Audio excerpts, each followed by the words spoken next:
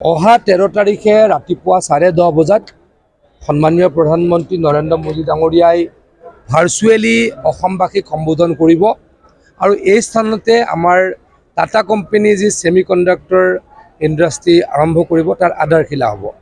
গতিকে প্ৰধানমন্ত্ৰী ডাঙৰীয়াই এই আধাৰশিলা কৰিব ভাৰ্চুৱেলি আৰু সন্মানীয় মুখ্যমন্ত্ৰী ডাঙৰীয়া ইয়াত সশৰীৰে উপস্থিত থাকিব।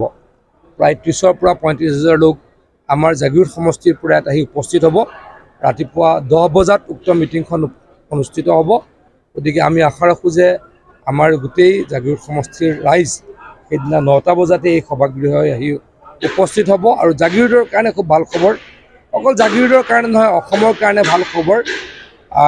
27,000 কোটি টকাৰ ইনভেষ্টমেণ্টৰ অসমৰ প্ৰথমটো ইমান ডাঙৰ ইণ্ডাষ্ট্ৰী, প্ৰাইভেট ইণ্ডাষ্ট্ৰী জাগীৰোডলৈকে আহিছে আৰু প্ৰায় 28-29,000 ডিৰেক্টলি আৰু ইনডিৰেক্টলি ইয়াতে চাকৰি পাব। জাগীৰোডৰ পৰিৱেশ বদলি হৈ যাব।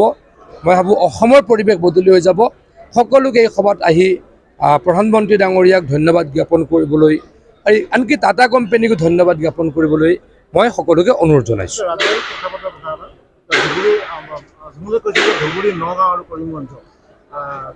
তেওঁলোকৰ এইকেইটা সমষ্টিত তেওঁলোকৰ সংখ্যাগৰিষ্ঠতা আছে। এইকেইটা সমষ্টিত অসমীয়া আজি সংখ্যালঘিষ্ঠ।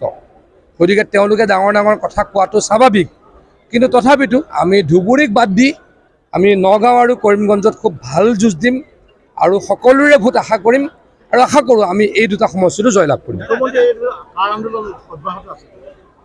চাওক, মুখ্যমন্ত্ৰী ডাঙৰীয়া আজি কৈছে যে বাচ্চা জন্ম হৈ গ'ল, নামাকৰণ কৰাৰ সময়ত উৎপাত কৰি কি অৱস্থা হ'ব। এই গোটেই বস্তুটো যদি বন্ধ সুপ্ৰিম কোৰ্টে কৰে কৰি দিব, আমাৰ আপত্তি নাই।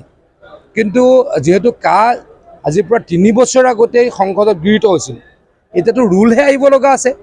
অলৰেডি গৃহীত হৈ গ'ল, আজিৰ পৰা 3 বছৰ আগত হৈছে। আৰু 3 বছৰ আগত গৃহীত হোৱাৰ পাছত আমাৰ ঘৰ দুৱাৰ দুষ্কৃতিকাৰীয়ে ভাঙি নাইকিয়া কৰিছে। তাৰ পাছতো অসমৰ ৰাইজে আমাক ভোট দি জয়যুক্ত কৰিছে।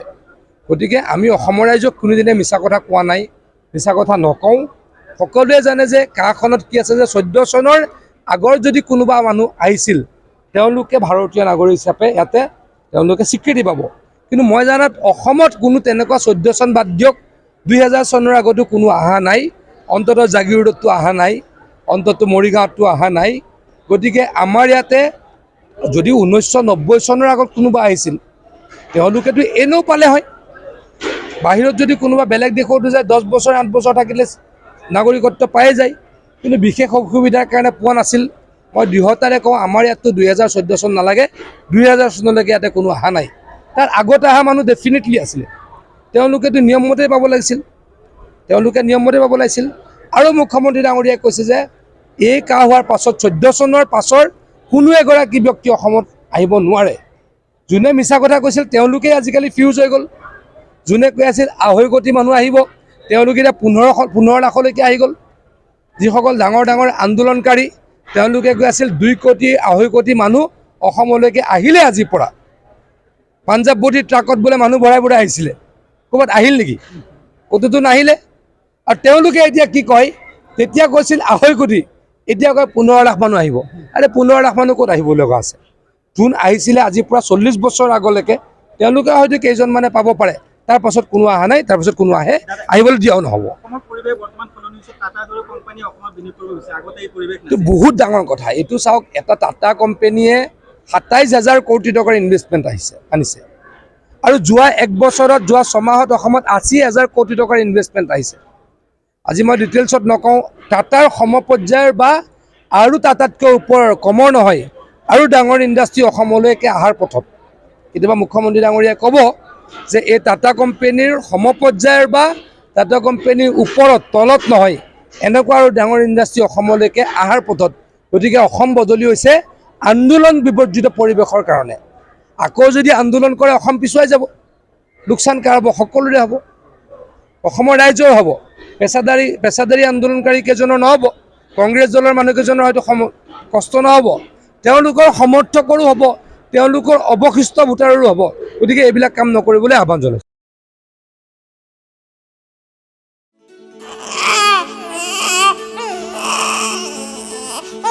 অভিনন্দন, আপোনাৰ এজনী ছোৱালী জন্ম হৈছে।